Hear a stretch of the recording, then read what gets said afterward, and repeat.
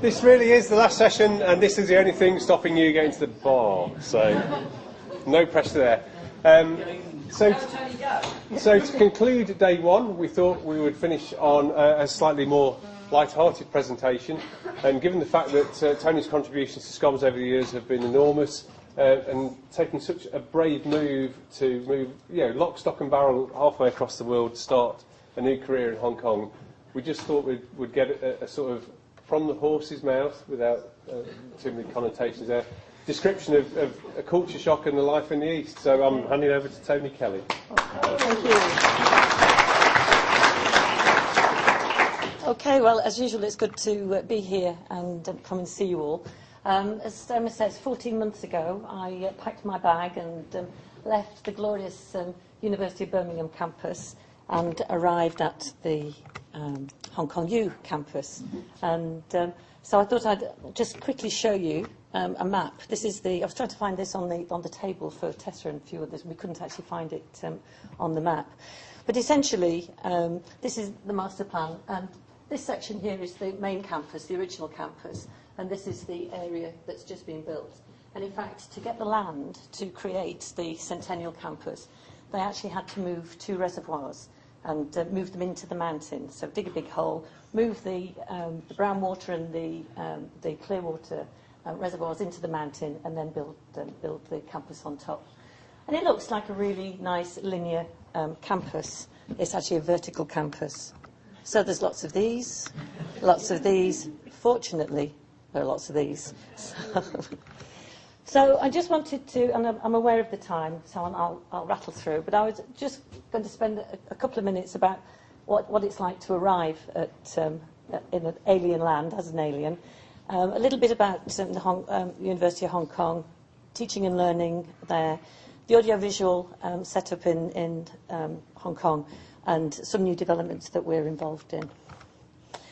So essentially, when I arrived, there was quite a lot of this going on. You land in a new country, and essentially I'd been given a week, arrive at the weekend, have a week to orient myself, and then go into work. What actually happened was I arrived at 5 o'clock on Saturday, and I was at my desk at 8:45 on Monday. And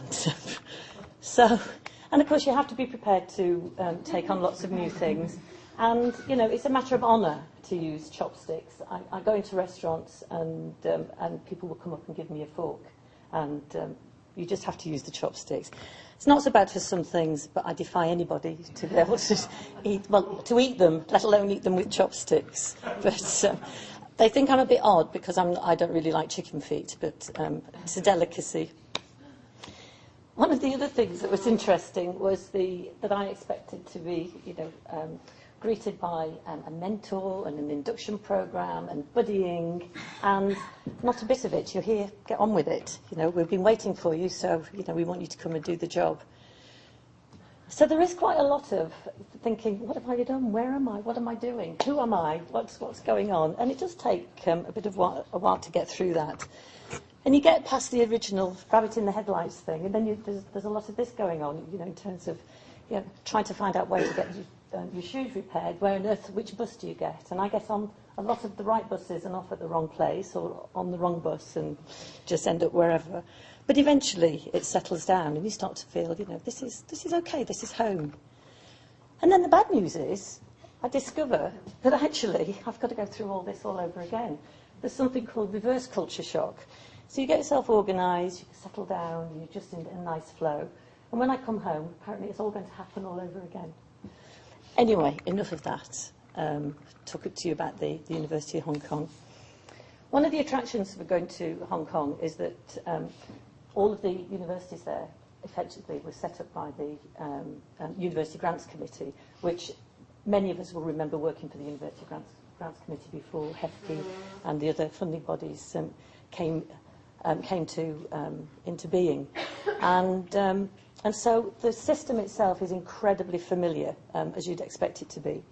There are 8 universities in Hong Kong, but Hong Kong U is the oldest. It's just over 100 years old. And the big 4 are actually Hong Kong U, Polytechnic University, which is very strong in terms of engineering and science, Hong Kong University of Science and Technology, and the Chinese University of Hong Kong. So as I say, University of Hong Kong was founded in 1911. First university. It classes itself as a research-led university, something terminology we're all familiar with. We have a brand new president and vice-chancellor, Professor Peter Matheson, who's come from the University of Bristol, and he started on the 1st of April. I'm not sure if the Chinese understood the connotations of starting on the 1st of April, but he's doing all right so far. But he is the first non-Chinese vice-chancellor for 40 years, and that comes with a lot of challenges for him. But actually, this is the previous vice-chancellor. This is Lachi Choi, who is a really nice man. He's not being familiar. You'll see that that's a cardboard cutout of him. And the reason that this is actually the gateway to the new MTR station, which is opening at Christmas. But as a university, it's incredibly devolved. I've never known an institution. It has central services, but they're small in comparison to the whole institution. And the deans and the faculties are very, very powerful. And one of the things that comes out of that is the fact that there are no university degree ceremonies. They are actually faculty ceremonies. There's no corporate style. So you can have 10 degree ceremonies. Look at the documentation, the booklets, the souvenirs that the parents take with them. And they're all completely different. And it's about the faculty and not the institution. So the students don't get their 5 minutes of running up on the stage, shaking the Vice-Chancellor's hand and going off again. They probably go out to the equivalent of the NEC in Birmingham and have this huge show, so huge that parents and students are coming in and out throughout the whole ceremony. I mean, at Matt, we just lock the door and you're in or you're out. That's it for an hour and a half. So on occasions when the Vice-Chancellor turned up, there was one occasion where he stood for 3 hours shaking the hands of students and saying nice things to them. They just queued up to talk to him. So external relations thought that this would help him out a little. It's gone now, but just before it went, I thought I'd take the opportunity. And the other thing about having degree ceremonies away from campus, the students and their parents would then return to campus at some point to have some photographs taken, at the actual campus, which seems a bit of a shame, really. So we do have this rather fantastic grand hall, this almost 1,000-seat auditorium, fabulous acoustics, and just a beautiful space. And the new administration is trying to encourage faculties to take a much more university-centred look at degree ceremonies, and we're hoping that they're going to start to occur in this lovely place. But in terms of what the university looks like, 10 faculties, arts, business, architecture, etc., etc. Not huge in terms of numbers, just over 15,000 undergraduates and nearly 12,000 taught research postgraduates and nearly 7,000 staff. The mix of students is quite interesting. 80% of the intake is from Hong Kong, and Hong Kongers see Hong Kong U as very much their university, and they expect, they would like 100% of the places to go to Hong Kong students if they could. But we do take mainland students, and if you think about how many undergraduates we've got, 15,000, and you see the applications that we got last year, there's phenomenal competition. So Hong Kong U is able just to take the cream off the top of the Chinese students to come. And then we have the other 10% is made up of international students from around 35 countries. Lots of French, lots of American, quite a number of Eastern Europeans on campus. So quite an interesting mix. Governance pretty much as we'd all recognise. But the bottom line, the administration is led by our executive vice president, and Hong Kong universities have an executive vice president rather than a registrar. So essentially he's taking the registrar role. We have a registrar, but essentially he's running the registry. And so the EVP, as he's known, a guy called Dr. Steve Cannon, who came in August last year from University of Aberdeen. And he has a big brief in terms of taking on all of the professional services. Strategic themes, I put this in for Matt because he likes his themes and his strands, and there was a little graphic to go with this as well, but I thought 40 slides-ish is enough, in the limited time. But obviously, enhancing student learning experiences is top of our list of things to achieve. But what's really interesting is over the the last few years, universities have moved from a 3-year undergraduate programme to a 4-year undergraduate programme. So students come in at the age of 17, and that brings with it lots of challenges because they haven't got that extra year of maturity, and there are all sorts of issues. And in September 2012, the reason for building the Centennial Campus was to be able to accommodate a double cohort of students. So essentially 50% of the students that year were brand new, and apparently it was chaos. I didn't get there till April, so it had all calmed down by the time I got there. But essentially this first year is all about this common core curriculum to teach students other things beyond their academic studies, but to actually explore being independent human beings and independent learners. And Hong Kong U has a proud tradition of involvement with the community. What's really, really interesting is that the community see the campus as theirs. It is an open campus, and the locals take full advantage of its gardens, of its open spaces, because most people in Hong Kong are probably living in something, 55 floors up. They probably won't be living in something as grand as this, but they may be living in, 200, 300 square feet of space, tiny apartments, no open spaces. And so they see the gardens and the open spaces at the university as theirs to use. So these ladies, they were actually showing us some strange new game from Korea that they were playing.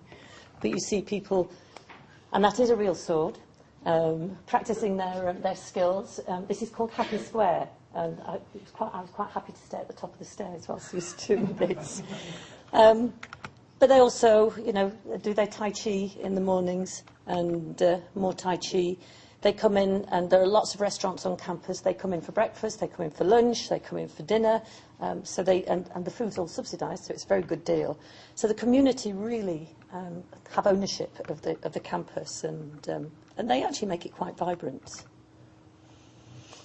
In terms of teaching and learning at Hong Kong U, again, set up very much the same. We have PVC, well, we're in between PVCs for teaching and learning at the moment, unfortunately. Ours had to step down due to ill health just very recently, so it's probably October before we get someone in place. But we have a Centre for Enhancement of Teaching and Learning, and who work directly with the faculties, and who are actually trying to bring this notion of collaborative learning, problem-based, inquiry-based learning to the teaching staff. At the moment, the teaching is very, very traditional. It's serried ranks, big lecture theatres, even our small, flexible, innovative rooms. We go in and find that the chairs have been lined up in rows. So they're working to try and change that. And we have this e-learning pedagogical support unit, and that's where the educational technologists are, and the people who not manage, I'll come on to how Moodle is managed, but essentially these are the guys who are working with individual lecturers to develop their teaching resources. So again, still under the leadership of the PVC, but actually based within IT services are the e-learning team, who are who are IT professionals, and they're managing all of the technology-related aspects towards the virtual learning environment and the other teaching technologies that we use. So we offer Moodle, Panopto. We've recently signed up to edX, and then there's the Learning Environment Services team, which is my team, and this is a mixed team of AV and IT professionals. And essentially, we have responsibility for day-to-day management of a 6,000 square metre learning commons across 2 floors. We've got 190 classrooms that we manage, some high-tech digital classrooms built on the new campus, and some other very, very poor spaces. And then we provide all the other kind of services that you all provide. But in terms of the new curriculum, for us, this looks very normal, and this is the sort of thing that we would expect. But in Hong Kong, this is still very new in terms of, interdisciplinary inquiry, multidisciplinary collaboration. But in our Learning Commons, we've got 25 student study rooms that they can book. And these rooms, we can't actually get any space to get in to do any maintenance these days. The students have really taken to working in teams this new form of learning or studying. They've just taken to it like ducks to water. So although they're working in groups and working collaboratively in their private study, there's still some headways to make in terms of their teaching. And again, engagement with local and global communities is a strong element of studying at Hong Kong U. And I was interested that the Vice-Chancellor this morning was mentioning about engagement with local and global communities, and also the development of civil and moral values. So in terms of the e-learning at the university, even though the university had WebCT in 1998, not a huge amount of courses were available on that platform, and e-learning was still very light, if you like, until UGC decided that actually universities in Hong Kong really needed to start embracing this kind of learning. So it was only in 2011 that a formal e-learning strategy was actually written and adopted, e-learning committee created, and the other things that follow. So you can see that Hong Kong U, this is all very new and still, in being developed. And then in 2012, in time for the new campus opening and the new curriculum, WebCT was retired and we moved to Moodle. And we also launched Panopto.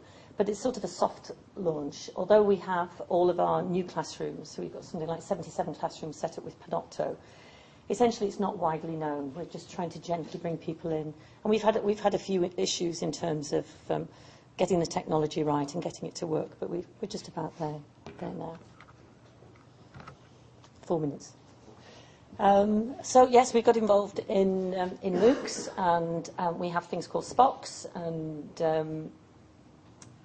and they, again, this is still very new for us. So we just have the four MOOCs, and but the university is actually trying to focus the MOOCs that we develop to things that we're particularly expert at, such as Chinese medicine, and then trying to link it to the heritage of the university, rather than just to be too wide and do things that other universities can do as well, if not better.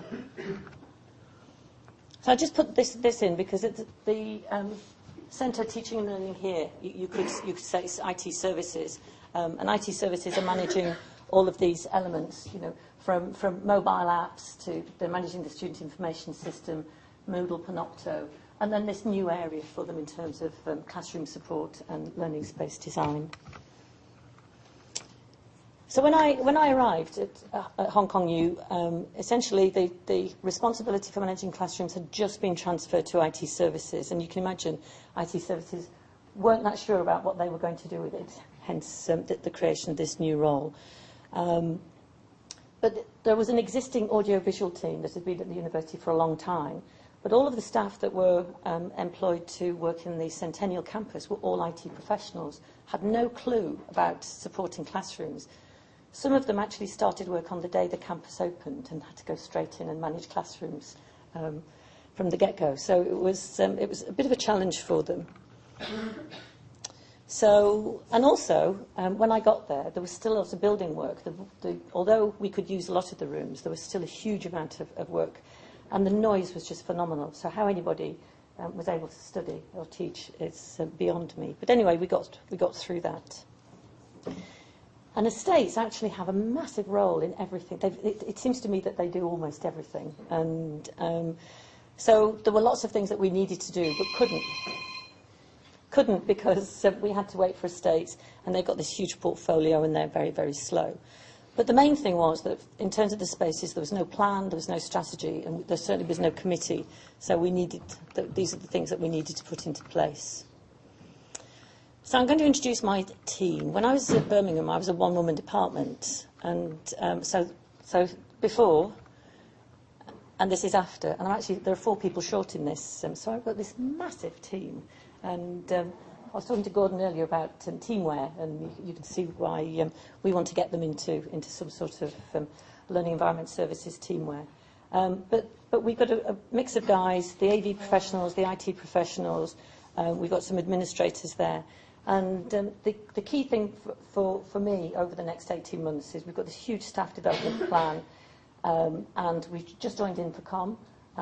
We want to go through a process of getting everybody in the team understanding the basics of audiovisual support, going through customer service training so everybody understands what is expected of them, and also that we speak with a common voice, because at the moment there's you could have the same problem in a classroom and 3 different technicians come and see you, and you get 3 different reasons why there's a problem. So there's a lot of standardisation that we need to do, and a lot of training.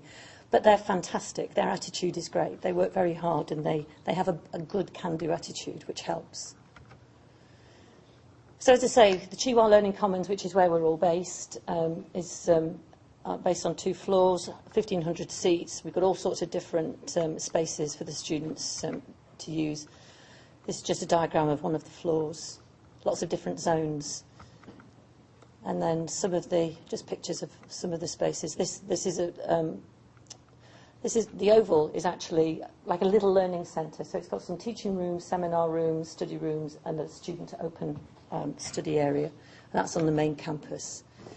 And then we've got a range of innovative classrooms where there's all sorts of different furniture, different colours. And we're changing the name because they're 2 years old and they're no longer innovative. But they've actually helped to try and get people to understand that they can do things differently. Now, if you're paying attention, you might notice that we've got computer facilities. And one of the innovative classrooms, this one, pops up as a computer cluster. And last summer, unbeknownst to me, they filled this classroom with 40 PCs and completely changed the nature of the room. That's caused furore with the teachers, so we're going back in this summer to thin it out, and so that we can make it work properly. But these are just teething troubles. In terms of the audiovisual industry, it is quite interesting. I guess when you think of Hong Kong, you think of bright lights and exciting high-tech place. Lots of retail outlets with big screens and all sorts of things going on. So if I was to tell you that the audiovisual industry in Hong Kong has been stagnant for the past 10 years, would that surprise you? It is pretty surprising, isn't it? And in fact, the only growth at the moment within Hong Kong is for companies that are actually working in China and taking on contracts within China. So that's the only area of growth. And it's something that Infocom, and actually Zane, who Dave was talking about a moment ago, he's actually an audiovisual consultant working from Hong Kong, and he finds it really difficult to try and find out what it is that's why it's stagnating and why they can't push it forward. And but hopefully, with China's emergence, that may make things a little bit better. So this summer, we've got 8 lecture theatres that we're refurbishing. They're traditional lecture theatres. 4 of them will remain traditional, and 4 we're creating interactive, or to use Nigel's turn and learn phrase, which we quite like. This is the plan. But the interesting thing is, if you look at these old lecture theatres that we're going to refurbish and look at the common theme, and I think something like this was already mentioned earlier on today. We've got a situation, maybe these are better, where we've actually got a lectern for the teacher, got a table for the teacher. The PC is here because the PCs were always managed by IT services. The lectern is AV services. And then in the corner, there's a cupboard, a corner at the back, there's a cupboard which has got all the other AV equipment. So essentially you've got 4 different elements.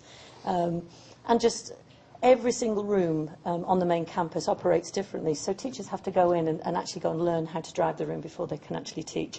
So we're hoping to sort of change all of that and standardise.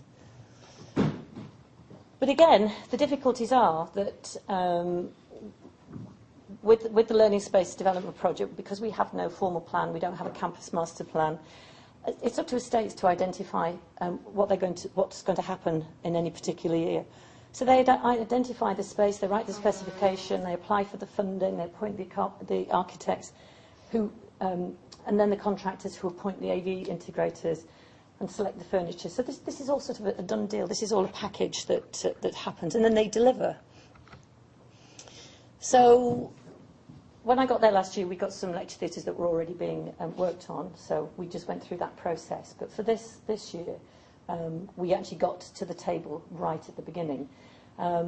And we attended all of the design team meetings. And the architect, who is actually a really nice guy on this project, was astonished to see the end users at the meetings. And he's quite warm to it now. And the only problem is that they have to hold these meetings in English now. They're all Chinese, and I'm the only. So they have to speak in English for the benefit of me. And if they break into Cantonese, then I have to get somebody to translate for me, just in case I'm missing something important. But we've now led the AV specification and design process and all the other things that we would expect to do. And we've also created Learning Spaces design document, and we've taken we've taken a lot of information from the AETM document, but we've also had a copy of the University of Melbourne's guidelines, which is a much more practical document. So we've taken, if you like, the big reference document and the more practical document, and then we've created our own version, which is there. And so that'll be going up on the web soon. So just quickly going into the rooms, this was last week. This is a meeting that we're all used to going to. We've got contractors, M&E people, we've got the AV consultants, we've got people from the architects, and we've got my guys in there.